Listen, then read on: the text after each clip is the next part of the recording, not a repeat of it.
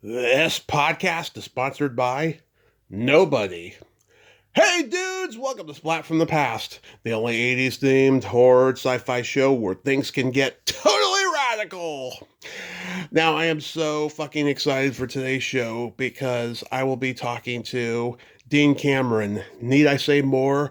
An 80s movie, an 80s teen movie icon. Oh my God. Okay, everyone knows him as Chainsaw from Summer School, a huge influence on my Tommy Throwback persona that I began this podcast with.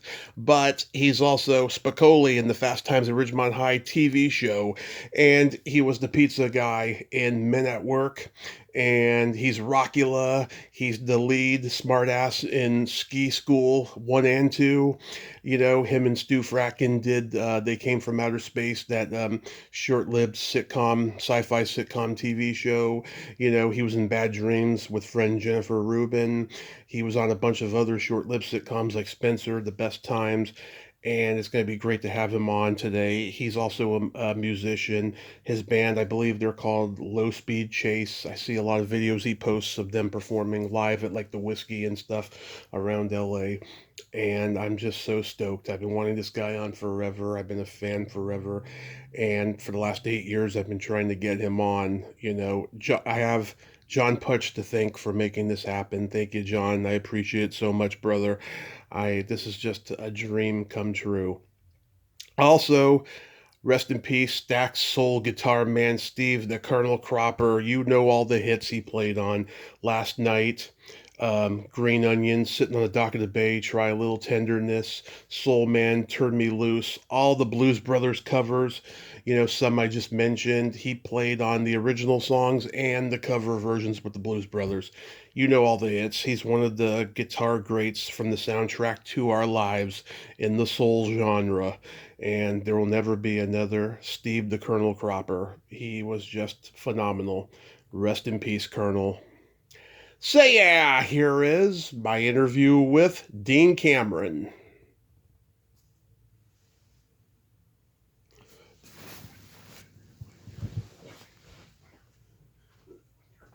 Hey, Dean, welcome to the show. How are you today? Good. My phone has some feature that just doesn't let me know that people call. I don't know what the hell. Yeah, Weird.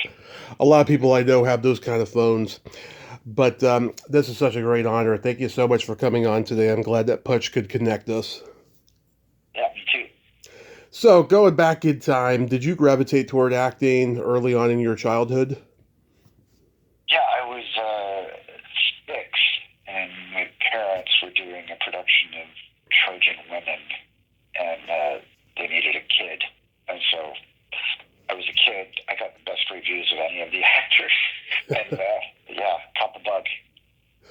Yeah. Yes. So from then on, you did school plays and community theater and all that? Yeah, it was, yeah, all the time. And I ended up in Oklahoma, and my father lived in Santa Barbara, California, and they had this amazing summer theater program, and I would do 2 musicals every summer for 5 or 6 years as a kid. Yeah. Did you attend college after high school? No, I immediately left Norman and came to LA to be an actor. Oh, okay. And you studied under Peggy Fury? Yeah, Peggy, first Stella Adler, then this guy Ron Burris, then Peggy, then this guy Howard Fine. Yeah, that was it. Yeah, I've interviewed many of Peggy's students. My friend Marie Lauren knows you. Oh, cool. Yeah. Yeah, she's awesome. Who else was in that class? Jeez. Michelle Pfeiffer, Sean Penn, Christopher Glover, Nicolas Cage, Yeah. Eric Stoltz, Meg Ryan, uh, Larry Poindexter. Wow. Was John Philbin there? Mitch Philbin was there. Yeah, a lot of really great actors came out of that. Yeah, probably Corinne Boyer and Michelle's sister But yeah, Dee Dee. Yeah. Corinne, yeah. Yeah, yeah. It was a magical time. Like everybody knew each other. There was no internet. It was like a real community thing in Hollywood back then. Yeah, and it was neat. The loft, it was 4 days a week, and you do 2 days of scene studies and 2 days of scene study and 2 days of sensory work. And they would do 8-week sessions, and we'd all be doing one author or one playwright. So everybody would be doing scenes from Sam Shepard or Shaw or Ibsen, and you'd get to see what the traps were and what mistakes other actors were making and what gains they were making and what great things they were doing. So it was really this really great idea to do that. Oh yeah, Meg Tully was in the class. It was so amazing. She and this friend of mine, Walter, did a scene from the Seagull, and they finished, and Peggy goes, I've got nothing to say. Okay, next scene. Meg Tully was just so good. Just one of the great actresses. I agree. She probably hadn't done The Big Chill yet, right? No, I think she had. Okay. She had. Yeah, she was established at this point. So yeah, this is probably 85. Oh, okay. 85, 86, something like that. Yeah. What did you learn from Peggy that you still use to this day? That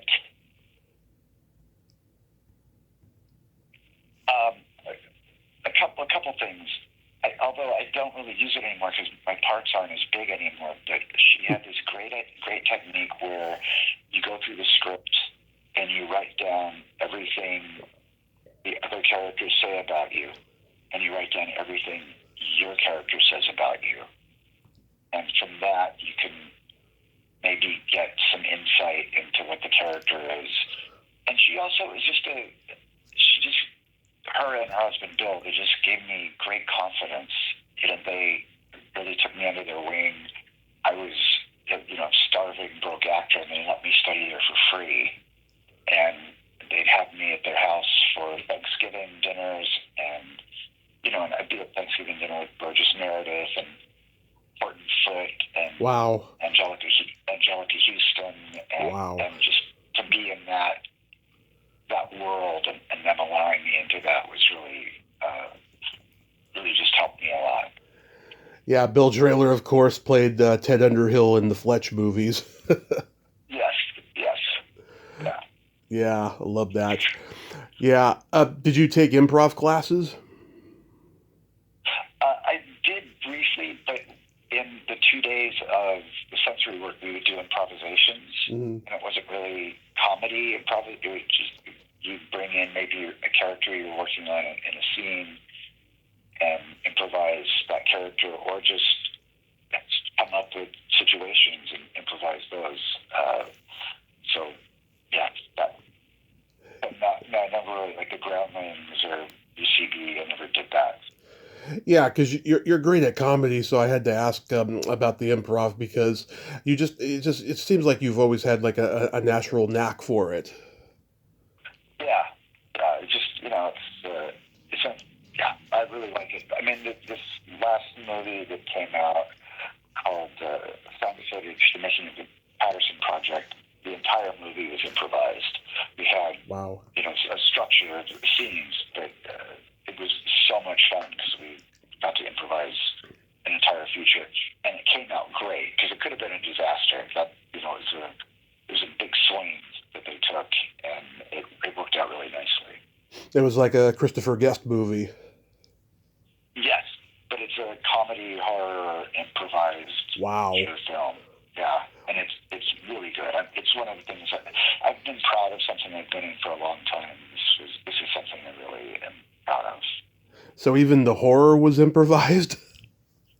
No, that was part of the structure, but but everything leading up to that was pretty much improvised. Wow, I gotta check that out. That sounds pretty cool. Yeah, you should. It's great. It's really good. Your first TV guest star role was on The Facts of Life. I've seen that episode. How was that experience? was neat. Actually, I did it. My first TV thing was a thing called pilot called Things Are Looking Up, or I think at the time it was called The Best Times. Oh, yeah. And my friend Eric Stoltz, who's been sort of my advocate my entire career, helped me get one line on that, and that turned into a recurring thing.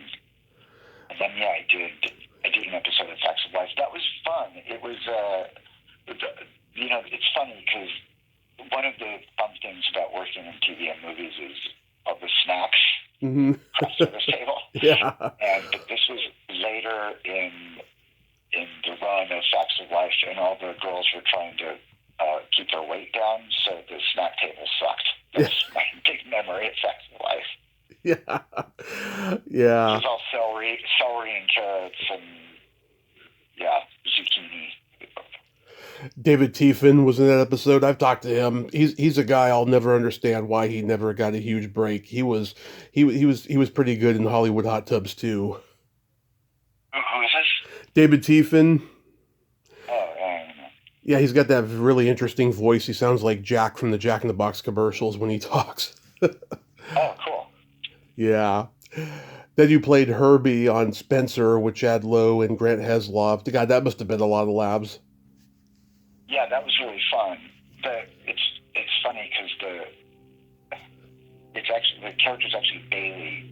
There was another guy who did the pilot, and I replaced him, but he was named Herbie. Mm-hmm. But yeah, that was a blast, and it was really cool because it was sort of the beginnings of the Brat Pack, and Chad obviously was Rob Lowe's brother, and the tapings were like Beatles concerts. They'd bus in teenage girls from all these high schools, and we'd walk out, and they'd just be screaming. It was really crazy, and then they'd also line up outside the studio over the fences, like sort of screaming and stuff. It was really neat. It was really jumping into this world of sort of celebrity and stuff. It was cool. It was a good time.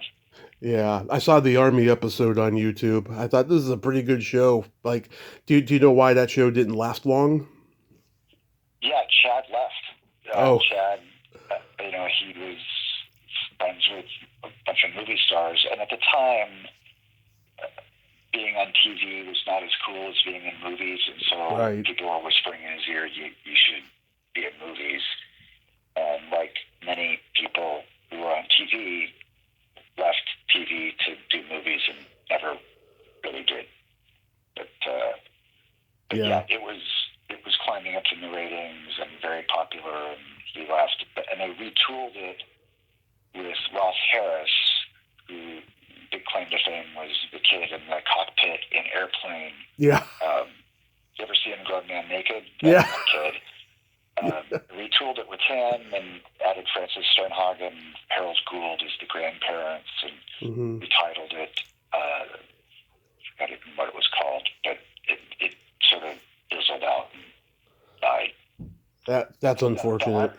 The Army episode is the funny thing about the Army episode. I have a friend who was in the military, and he still refers to Fort Acapulco. Yeah. That's the power of television. Yeah. I know a couple people from the Best Times, Tammy Lauren, Leanne Curtis, Darren Dalton, all great people. Yeah.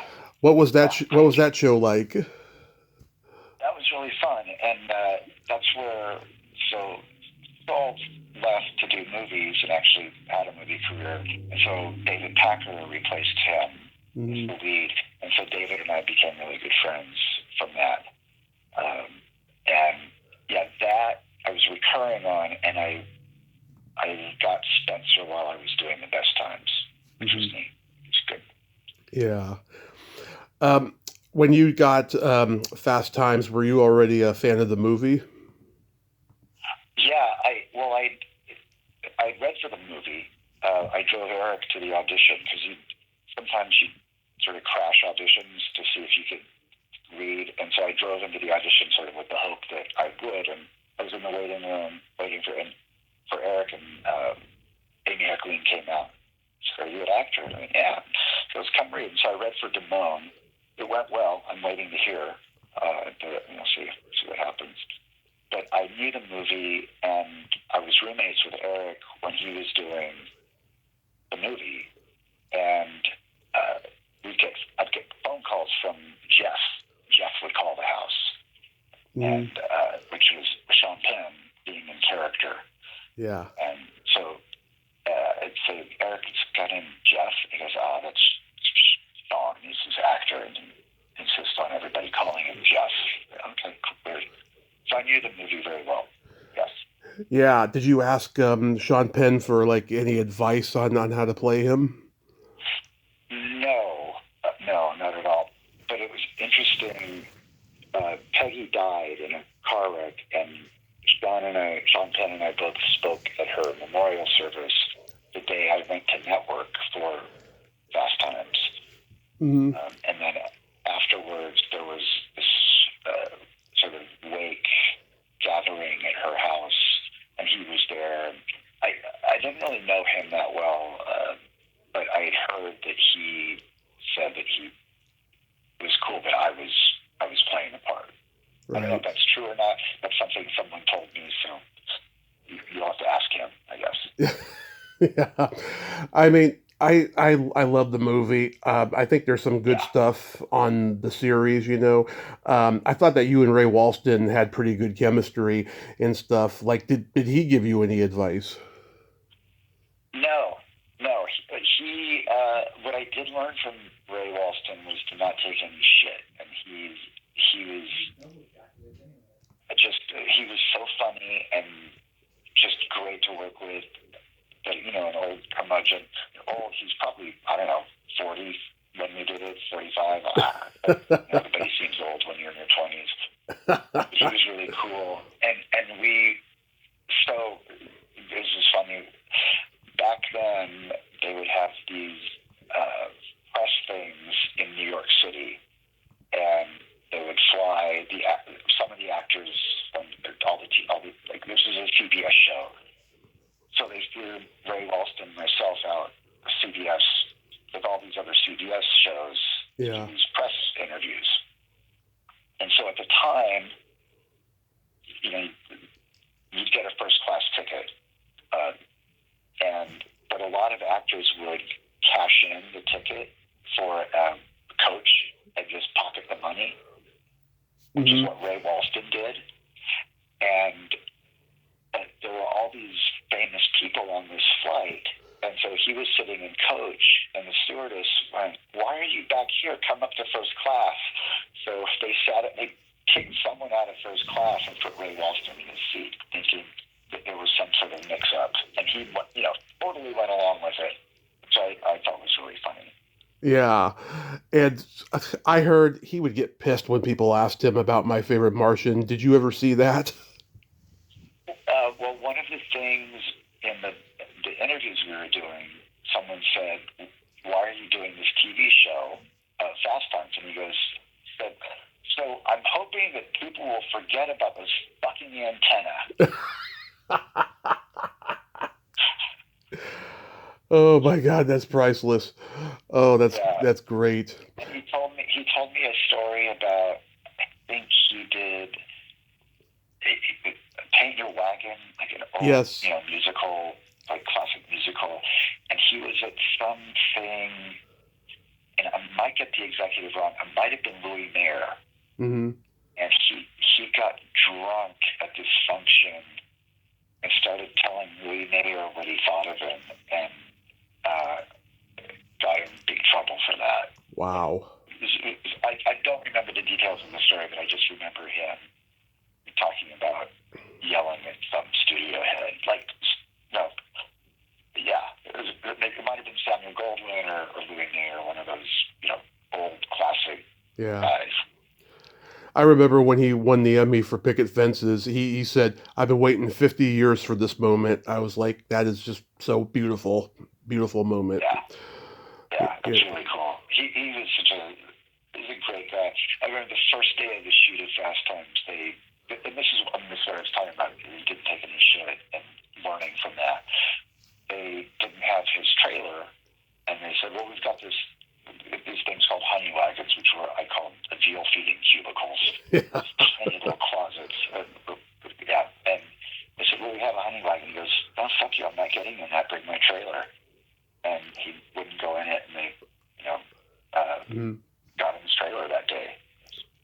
Like, all right, that's ballsy. Good for you, man. I'm friends with Claudia Wells. She's been on here a few times. Any good anecdotes about her?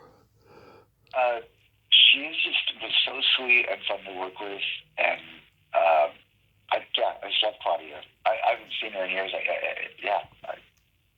No, you know, we were all working. You know, we were Mm-hmm. all really focused and just trying to be great. And there was a lot of pressure because we were doing a TV version of this classic movie that people loved, and so we were really under a microscope on that show. So my time with Claudia was, we didn't have a lot of work together. Mm-hmm. And I love her. She went to New York with us too. Yeah. And do you remember if she was religious even back then? No, I don't think she was. Okay. Yeah. I'm always curious about people who are like super religious, if they always have been or they found God later in life or anything like that. She seems like a person who did later on and stuff. She's a Yeah. very spiritual kind of person, and I just adore her. Um, so I've loved Summer School since I was like 9. I crack up every time Chainsaw and Dave are on screen. When I started this podcast, I had a surfer dude persona, and whenever I would articulate a horror movie, I would do it like Chainsaw. I'll take it a step further. I would say stuff like that. So I thank you for that influence, and I'm curious, are you just amazed by the cult status of this movie? Yeah, I can. That movie, it's the gift that keeps on giving. I've gotten so much work even to this day because of Summer School. Mm-hmm.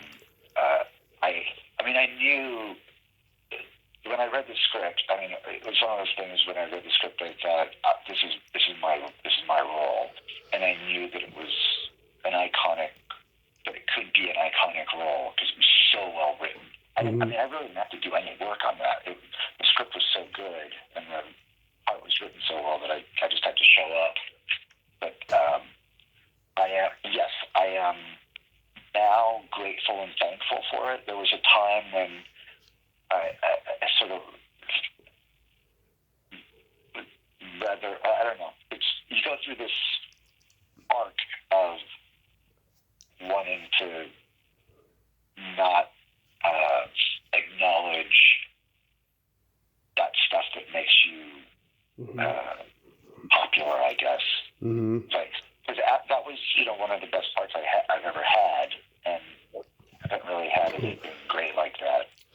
Yeah, the movie was very well written and it showed your comedic chops really, really well, I think. I don't know if you know this. There, at one point, Jeff Franklin was going to put Chainsaw and Dave in just one of the guys, like before he wrote Summer School. Did you know that? No, I didn't know that. Yeah, so the two space cadets that are in the movie, the two nerdy space cadets that are in just one of the guys, at one point they were going to be Star Trek nerds, and then somebody at Paramount found out they were going to do that, and they threatened a lawsuit. So then he thought, okay, what if we make them horror nerds? And the people at Columbia were like, this movie is not the right tone for that. And he says, okay, how about we just make them space cadet nerds or whatever? And so the rest is history there. And I thought that was pretty interesting, finding that out. Yeah, that's interesting. Yeah, I never heard that. I've never seen just one of the guys, but that's fascinating. Oh, But mhm. you know that Amy Heckerling is supposed to direct Summer School. Right, right. Yeah, Yeah, and then like I think Michael Keaton was considered the play Shoop at one point. yeah, and Jay Leno, and I can't imagine Leno doing it. Oh, yeah, um, yeah. But it was funny when we were shooting Fast Times. She was talking to Patrick Dempsey and Wally Langham. She's yeah. like, "Yeah, I'm doing this movie next year, and there's these two guys. There's parts for these two guys. They're horror film fans, and you guys would be great for that." I was there thinking, I'd like to be in a movie. How about me? And then it turns out I got that gig. Wow. Um, yeah, every time I talk to a cast member of the Texas Chainsaw Massacre, I always bring up the scene to them where you guys are watching the movie in class, and Gills is like, "Good God, what is this?" He's like, "It's a training video on the safety of power tools from the county." Right, right, They love that. They love hearing that stuff. right. Because they had no idea that movie was going to be iconic. Right. And the originally the movie we wanted to watch was Freaks, the Todd Browning Oh film, yeah.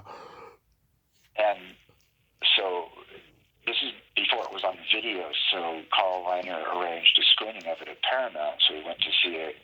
I went to watch it because I'd seen it before at art houses and stuff. And it ended, and he goes, "I'm not putting that in my fucking movie." and and I and it sort of sucked because there was this sort of parallel between the class and Freaks, and that we were these outcasts and freaks. And I looked over at Jeff Franklin and just sort of sagged because Carl said, "Well, let's just have him watch Texas Chainsaw Massacre. That makes more sense." Yeah. Jeff, you know, And it also plays to how hip Carl Reiner was too. you know. yeah, yeah, Yeah, because he was a kid when Freaks came out. He probably saw it and was just like, God, what is this? It didn't resonate with him. You know. yeah. Did you and Riley like improv like most of your scenes? No, I mean there was some improv. A lot of I think there were some buttons at the end of scenes. Like specifically, I remember have a cow. I think I said have a cow at some point. That was improvised. We do some, and it was nice because Carl Reiner let me improv a lot, Uh-huh. and not much with the other cast. Horvitz, he let Horvitz go. But yeah, it was pretty much. I mean, the script was really, really tight, really well written. So yeah, not much improv. Yeah. I mean, there's some things in there that make me think it's so hilarious and well written, but it's got to be improv. Like, you guys doing the class report and doing the very, very, very, very, you know. Yeah, that was in the script. That was That's perfect. That's perfect. Or like when what the you're begging the a car instructor to come back. You say, "Come back, you dumb dildo." Was that in the yeah, script? that's in the script. In the Wow, script. great lines. Yeah, I love the beach scene with the vodka. It's so laconically played, like a cop show, like Adam 12. Carlos Lacamara and the other guy just remind me Yeah, that they're like fresh out of Adam 12. It cracks me up.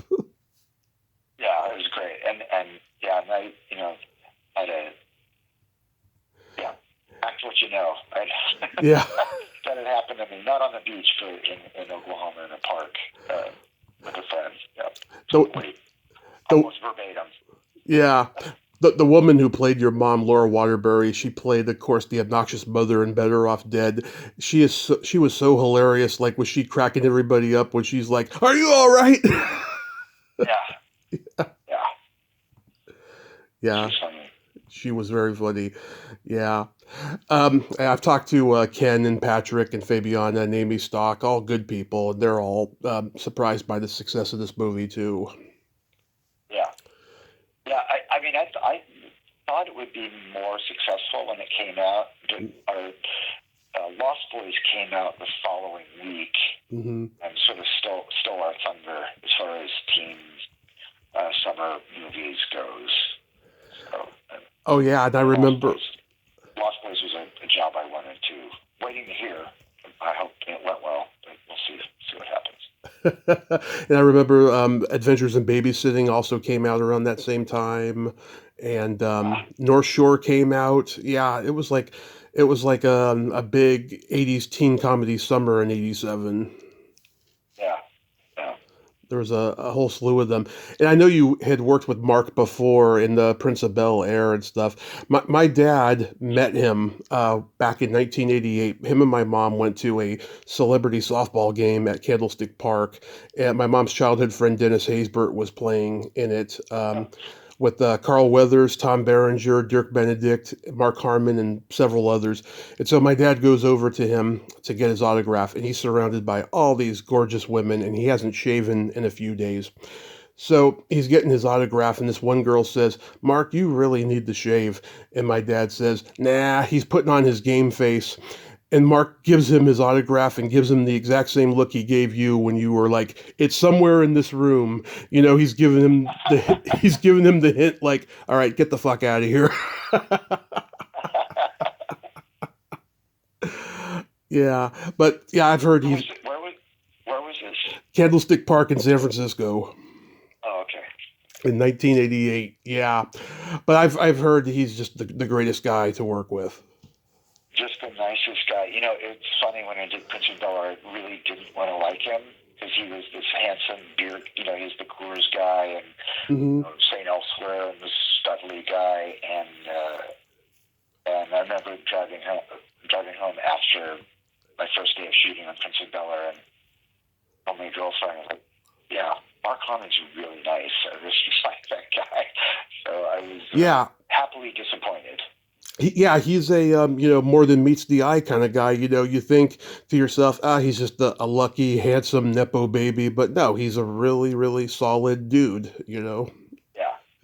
And works really hard on that because comedy is not his thing, and really just let Carl Reiner uh, direct him, and he went for it, and he was really supportive of all of us, and really encouraging even after the movie came out. And when the movie came out, the day it came out, he called every one of us, said, "And man, wish you luck. Let's hope it goes well." And loved working with you guys.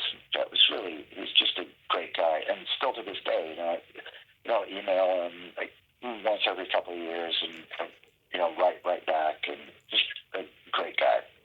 That is It's funny, awesome. I think a few weeks before I did summer school, I worked on My Sister Sam with Pam Dauber. Right. And I had gotten summer school, so she knew when we were shooting that. She said, "Oh, you're playing chainsaw. That's a really good part." Like, yeah, it is. I agree. Yeah. But she was cool. I mean, they're like two of the nicest people in the world. It's really annoying. Yeah. Jen Rubin is a friend, and I'm a big fan of Bad Oh, Dreams. And I just adore Jen. I saw she was being very supportive of your music the other day on Facebook. Tell me about working with Jen. um, she was. I mean, that was a tough shoot, and she had a lot on her shoulders. Hmm. And I was really head down on that, and so really stayed to myself um, on that. So not really much off that contact with her, or after, Hmm. between scenes. Um, yeah, I knew she was dating Arias Kateas at the time, and I knew him, Oh yeah. Eric. So sort of talked to him because he'd show up for free lunches and stuff. But yeah, she just very sweet, and I just remember how hard she was working, and what a tough gig that was. That scene where I killed myself, that was 2 days. We shot that over. That was 2 days of shooting on that, and it was pretty intense. And she's just great. Another one that should have hit bigger. I always thought. Oh yeah. I mean, she got to do some good work though, at least, And I had John Clough on. He said that they didn't really get along. Did you see that? No, I wasn't really around for their stuff. Okay. And of course, the I mean, beautiful. Oh, I did a horrible thing on uh, on that last scene, and that I still cringe about. It's on her close up. I just called her some names to try to, yeah, and I just immediately, as soon as I said it, I was like, that was not good, and ran and apologized, and it was tough. So, well, obviously, she wasn't offended because she's supportive of your music. She loves you. oh, good. Yeah. No, I love her too. It was just a young actor mistake that you do.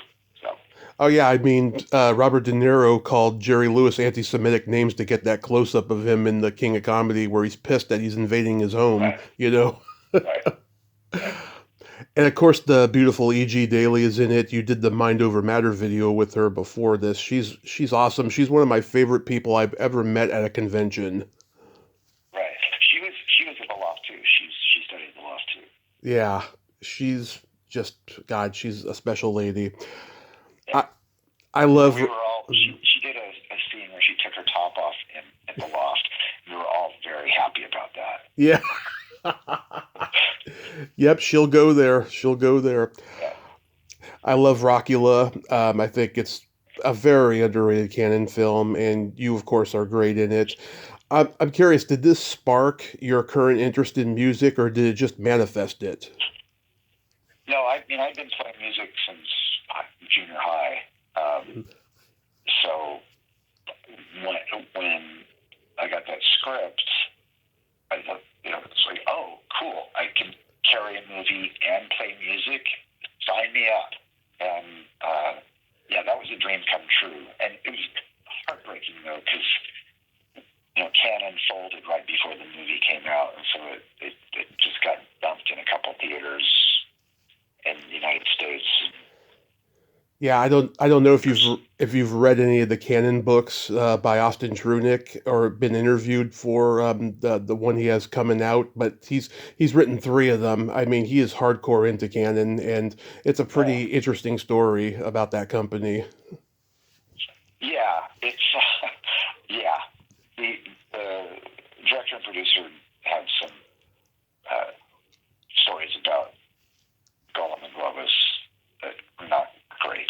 So No, enough said. yeah, I haven't heard a good story about those guys, but I do admire, what they did though, at least, because Oh yeah, it made some of us video store nerds very, very happy. yeah, yeah, yeah, What was yeah. your The, the Rockula, it did though. Um, I started playing in bands after that because the guy who wrote some of the music, this guy Dave, he sort of took me under his wing, helped me learn to write songs, and we started a band together. It was a horrible band, but we started a band together. And the guitar player in that is now the guy who produces and engineers all of my music, Andy Zuckerman. So everything makes sense when you look back on it. Nice. hmm What was your working relationship like with Tony Basil? Just fantastic. She, Really? really funny and really sweet and um, pro, like would not take any shit, and really knew like the angles she wanted to be shot with and the lighting, and really was working with John Schwartzman, the DP, on how she wanted to be shot. And then when she did her dance and choreographed all that, she was great. And we had, the secret thing we had in the movie, and it may have come out, and you may be able to tell in the movie, that we'd been alive for so long that we might have had sex a hmm lot together, Yeah. because these amoral vampires, and so we talked about like there should be some sort of sexual tension between Ralph and his mom. It was sort of creepy and weird, but Yeah. I think it you can sort of tell in a couple scenes that this is weird. Like especially the dinner scene, like I might be a little jealous of her date, and hmm it's yeah, it was weird. So, and It was. we talked to Luca, the director, about it, and he's like, yeah, let's have that. Let's have that under there. um, I had Nancy Ferguson on who played Robin. She's a character. Was she a lot of fun? She was really cool. Really liked her, and got to meet Mark Mothersbaugh because of her. Yeah. It was cool. Her and the other Devo wives, they had a group that Mark Mothersbaugh produced in the early '80s. I can't remember offhand the name of the group, but they had like a video on MTV and stuff. Yeah, she's interesting. Um, Thomas Dolby, of course. I've heard he's a very nice guy. Fantastic, just great. And the final battle when we're having the fight with the peg leg and the sword, and he does I literally laughed so hard I fell on the floor the first time he did it. It was one of the funniest things ever, I thought. I mean, you know what I'm talking about? Yeah, I'm picturing it right now. Yeah. Yeah. I like the part when you and your reflection are comparing dick sizes. Yeah. That's my least favorite scene, but Really? yeah. I don't like the Ralph acting in that. I think it's a little crappy. But, Really? Is that one thing you wish you could do over again? Yes. Yeah. I think you're pretty. Oh, go ahead. We had a thing, the director, called the Lewis Factor, for Jerry Lewis, and so we would go buff up the Lewis Factor. Let's see some Lewis Factor, and so that was one of the scenes where he goes, "Go all out with the Lewis Factor." Like, okay, so because there's stuff where I trip, I'll be walking and I trip and stuff like that. Let's add some Lewis Factor there. So, Yeah. I thought you were pretty devious as Ralph. yeah. I remember when you were on Alf, and oh my God, I talked to Benji Gregory before he passed, and everyone has said that the show was just a technical nightmare for like all involved. Is that how you remember it? Yeah. Well, I remember so. I just actually did an interview. There's a guy in Germany writing a book about Alf, so I just talked to him for a couple hours about my experience on it. And one of the things that when you see and when you think about the work you've done, and especially if you see it, it's like looking at a photo album. You remember, oh, that was the day that this happened, or this is when this was going on in my life. Mm-hmm. And so the Alf experience was this time where it was a difficult time. I moved in with this girl, and then she moved out really soon after. Mm-hmm. And so and I'm getting my heart broken. And I was also doing reshoots for Men at Work at night. So I would do Alf during the day. I'd sleep whenever I could, and then I'd drive out to this landfill north of LA to do night shoots. So the reshoots of the end of Men at Work, and it's this really chaotic, weird time. And I was excited about working on Alf because I hadn't done a sitcom except for My Sister Sam since Spencer. Mm-hmm. And I was because I love doing stuff in front of an audience, and so when I showed up and I learned that there was no audience, I was bummed about that. And then the thing I always say about Alf is on Monday you get this script that's hilarious, and all the characters are funny, and it's this really great, fantastic script. And by tape day on Thursday, Alf has all the funny lines, and everybody else is just a straight man for Alf. Yeah. And I was, after a couple weeks of that, demoralized, and I could only imagine what the rest of the cast working like 4 years on that felt like. And yeah, Max Wright worked so hard and continued to try to be great, and I love that guy. And one of my favorite showbiz stories is about Max and Alf. Yeah, I know that story. Yeah. Yeah. It's and I will occasionally break out with "Put us on sticks, we're the puppets, we're the puppets." It's just the greatest line ever. It is. I wish somebody had filmed it. It was so funny. Yeah.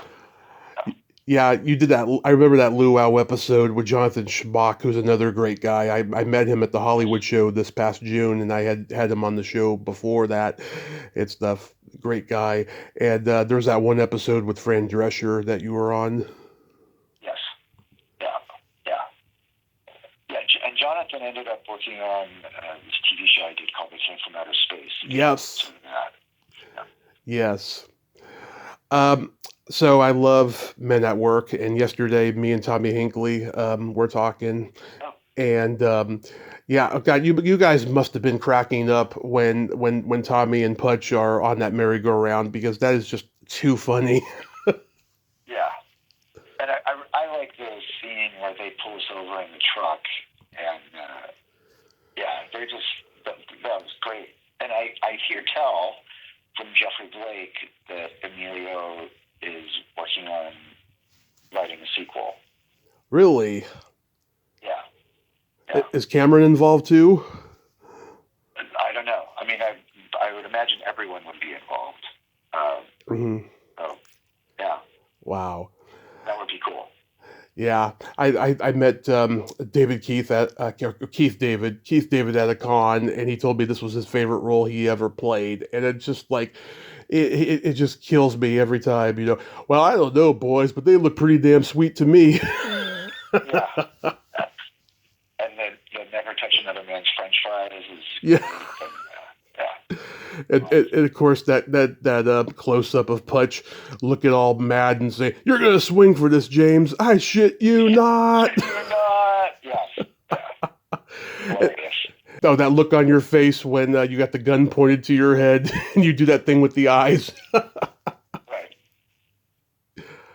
Yeah, what were you gonna say? I had a really fun time on that. Really fun time on that movie. Did you know Charlie and Emilio before that?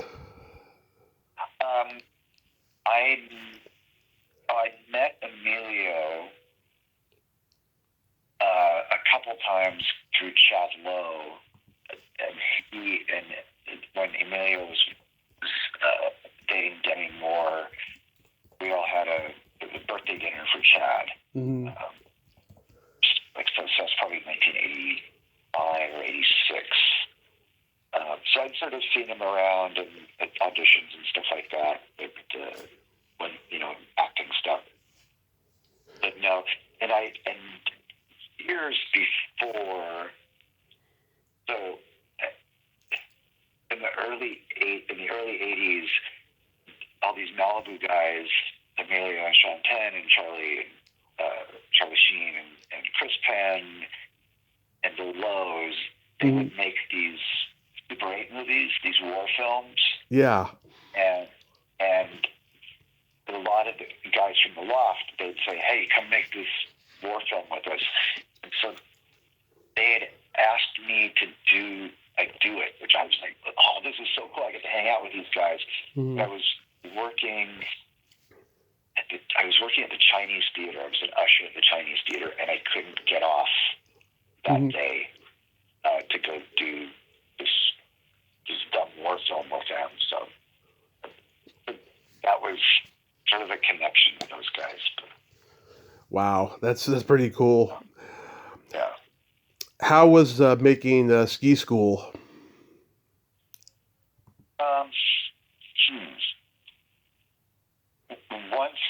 Once we started doing it, it was one of the funnest jobs I've ever had. Mm-hmm. But getting there, so sort of the writing was on the wall that my career was not going the place I wanted to. So I was broke. I was about to be completely broke, and that offer came in, which paid my rent for a year. Mm-hmm. And so I was like, "Oh, well, I guess I'll do this stupid ski movie." But got up there, and just Stuart Fratkin and Patrick and I just clicked. Yeah. And we had a blast, and we got to write a bunch of scenes, and it was really fun. And TV series together. Yep. So it ultimately ended up to be a good thing. But and we were in Fisto, British Columbia, and everybody hated us because we were interfering with their ski vacation. Yeah. As it happens. Yeah. I think that Darlene Vogel steals the movie because the way she sets up that prank with those guys to be in bed together and the whole bar watches it, she is just so perfectly top notch. You actually believe her, especially with the first guy, because you think something's going to happen and stuff. It's just she Right. is a gifted actress, and I've had her on here a couple times. She's just great. Oh, cool. Yeah, she was really a great sport, and we sort of tease her, but she was awesome. It was great. Yeah, and then there's Charlie Spradling and Ava Fabian. Yeah, some Right. beautiful ladies in this. And of course, you and Stu got to be in a hot tub with all those hotties. That must have been fun. It also must have been awkward too, as it can be. Yeah, yeah, but the price you pay. Yeah. So things we have to suffer through. There's that one. Wasn't there like a moment where you like blow up a balloon and you have a helium voice? Yeah, a helium theater. That was one of the things we came up with because they realized that we three were really connecting and had this spark, and so Yeah. they had me and Patrick and Stuart come up and with some scenes, and so helium theater and the Godzilla and whose underwear is this, a couple other things. Yeah, the scenes that I think have resonated with people. Yeah. And of course, it was pretty common back in those days. There would always be a helium voice balloon scene in a movie. It must have Oh, been. really? Yeah. There was quite a few movies I could think of that had those. Yeah. I know Police Academy 4 had one with G.W. Bailey having a helium voice in one scene. G.W. Bailey with a helium voice must sound amazing. Oh, it was just the way he just made that so high. It was just so funny. It must have been pretty cold out there. Well, it was right at the end of the ski season, so you might notice there's not a lot of skiing in ski school because Hmm. there wasn't much snow on the ground. But they had sold the title. There used to be this thing, this film market where you would take the mock-up posters Hmm. and investors would go, yeah, well, I'll distribute that movie. So I think they sold the title in January, but they had to, deliver the movie that summer. So we shot it in late April, I think, 3 or 4 weeks in April. So there wasn't a lot of snow on the ground. It was a glacier, so there was places to ski, but most of the skiing, which is very obviously not us, was done in Washington Yeah. later because there was still snow in Washington, some Mount Hood, I think, or something like that. Yeah. Do you remember who did the ski training on this movie? Because I interviewed Mike Marvin, who did the ski training for like Hot Dog the Movie and Better Off Dead and stuff. Do you know if he worked on this? No, we had a guy named Ian who was on the Canadian ski team, Oh, sort of as okay. a consultant, but he was a speed skier, which is just you go just straight down the hill as fast as you can. Yeah. And he said, "Yeah, our motto is every turn is an expression of fear." Yeah, I don't remember. Damien, the director, he was some. I think he directed a bunch of ski videos and stuff, Hmm. ski movies, like documentaries, like Warren Miller type stuff. He might have worked with Warren Miller, maybe. Okay. How come you're the only one who returned for the sequel? That would be money. Oh. Yeah. Was the sequel less fun without those guys? No, Bill Dwyer was hilarious, Mm-hmm. and I just forgot his name. Will Sasso. Will Sasso, I yeah. think it, I think that was his one of his first big jobs was Ski School 2. Electric Boogaloo. No, I had a great time on that. Really fun. Really fun. And Heather was wonderful. And yeah, that was. I had a really nice time on that, and I had sort of resigned myself. Like, okay, this is where my career is, and I'll just go have fun with this. And I had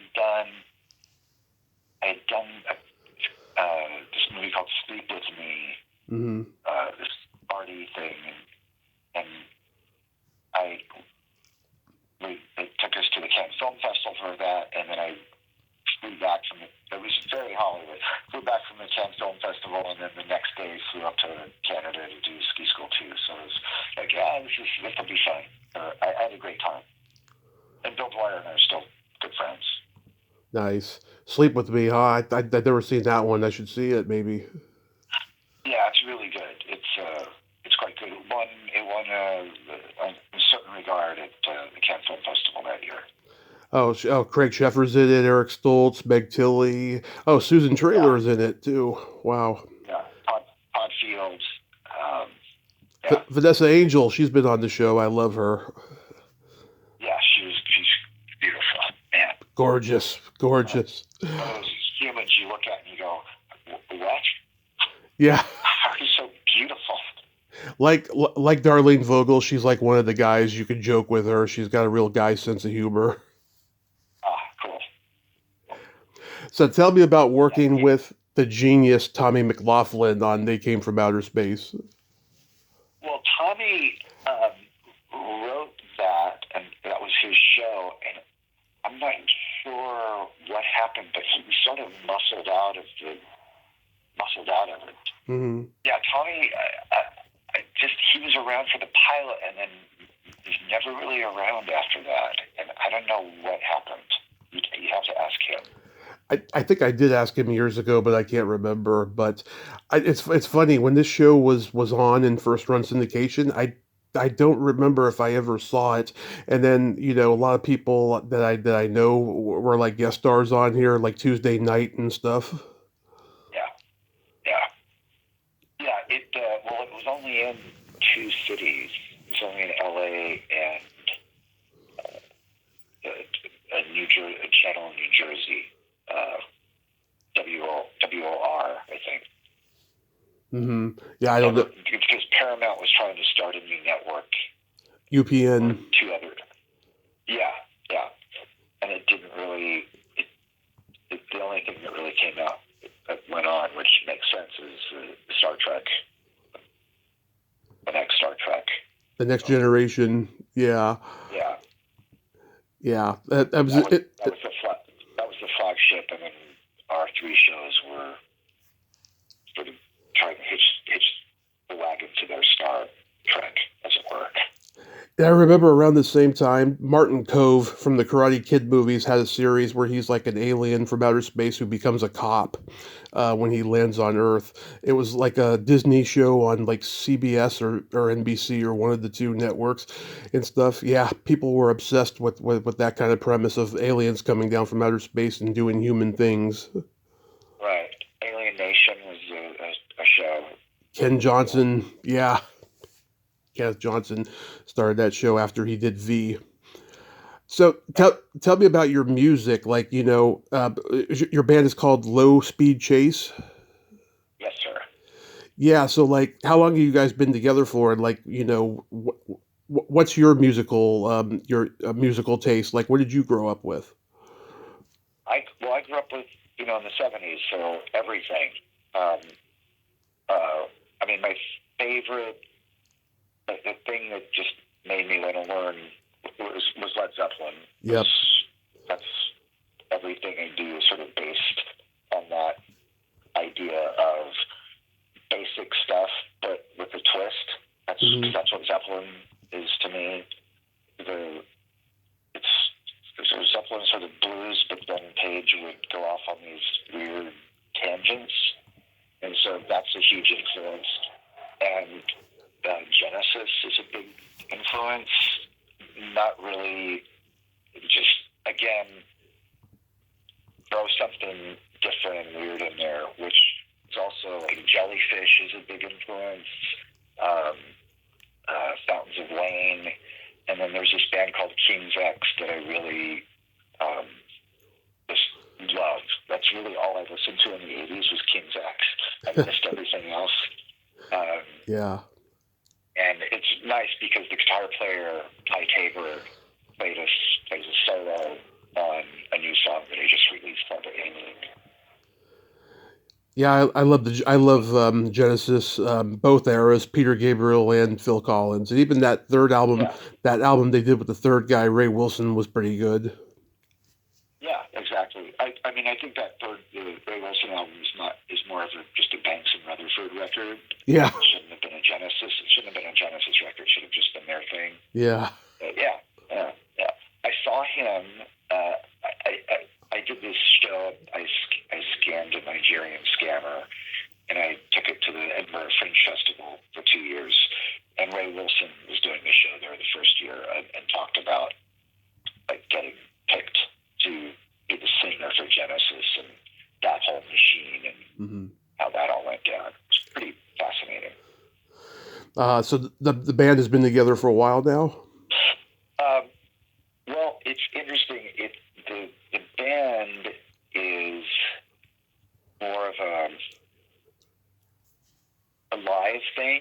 That's the live band. The recording band is me and this guy, Andy Zuckerman, and a drummer that I play with live, Danny Alfaro. Mm-hmm. But so it's more of a project, and then when we play out live, I have these people, these great musicians who decided to play with me, which is I'm just so impressed by it that they lend their talent to my stuff. So when we did our first show, November 2024, and since then we've done a bunch of shows. We've opened for Steel Panther a few times, and we just played the Whiskey. Played the Whiskey a couple times. It's really I love it, and I'm just fortunate to be able to do that. And this guy Andy, who produces and engineers everything, is a genius, and it's so nice to just want to do that with me. I actually know Danny. One of my best friends from elementary school was friends with him in middle school. Really? Yep. We're San Mateo boys. Oh, wow. Yeah, I've been, since 2004, I started this thing called, this live karaoke band, and Danny was one of the first drummers, and we still do live karaoke. Mm-hmm. And everybody in the band, except for the keyboard player, Emily, has been in the live karaoke. That's how I know them all. It's pretty funny. Oh yeah, I read that thing that you were doing karaoke. Right. Yeah. Because it started when we would just do '80s tunes, and we'd dress up in members-only jackets and wigs and stuff. But then we got tired of wearing wigs and members-only jackets and started doing music from other decades.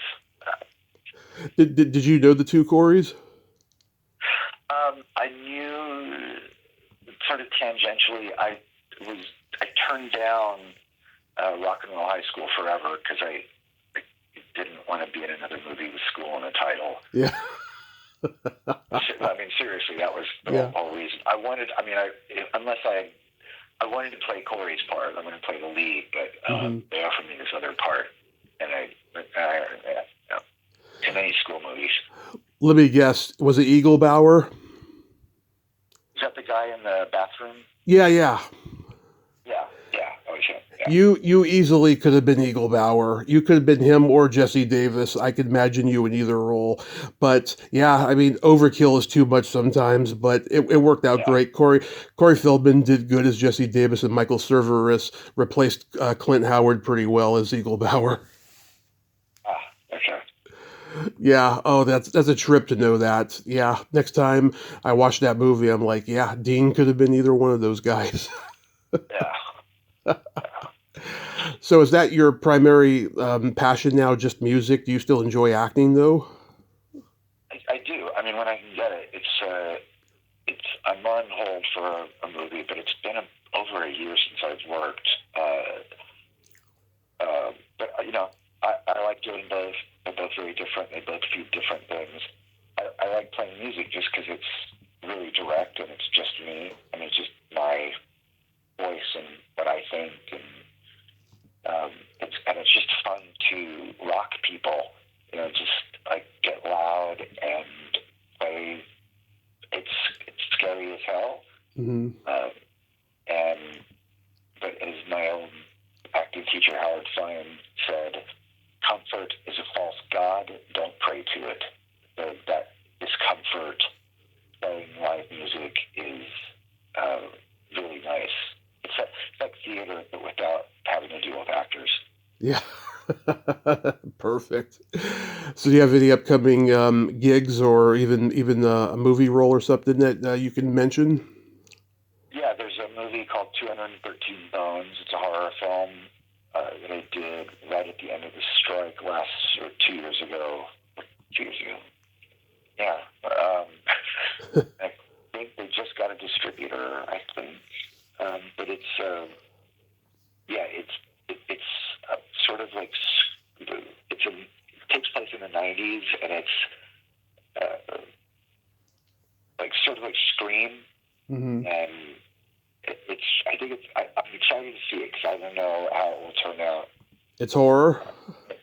The horror film, people get killed one by one, and it's pretty cool. And the director is a big fan, and unfortunately died last year. Oh. Yeah, but before he even finished cutting the movie and doing all the sounds, so it's really sad. But yeah, I'm excited about that. But the one that is out, that's now streaming, found footage, the making of the Patterson Project, is quite good. And again, I'm really proud of that. Dean, this has been a tremendous honor. Thank you so much for coming on today, and I hope you have a Merry Christmas, a Happy New Year.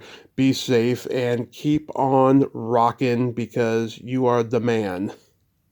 I will try that. You drive fast and take chances, my friend. I do every day. Good. Okay. All right. Bye-bye. Bye-bye. Thank you.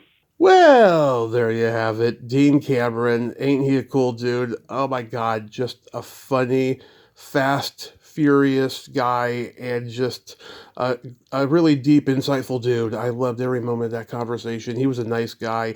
I mean, yeah, he made his snarky jokes, but, the whole time he was just an absolute mensch, and I enjoyed every moment of that conversation. And I'm glad he's doing what he loves, making music. Just a really cool stand-up kind of a guy. Well, until next time, this is Tommy Throwback Kovac saying there's no shame in living in the past because the present sucks. Later, dudes.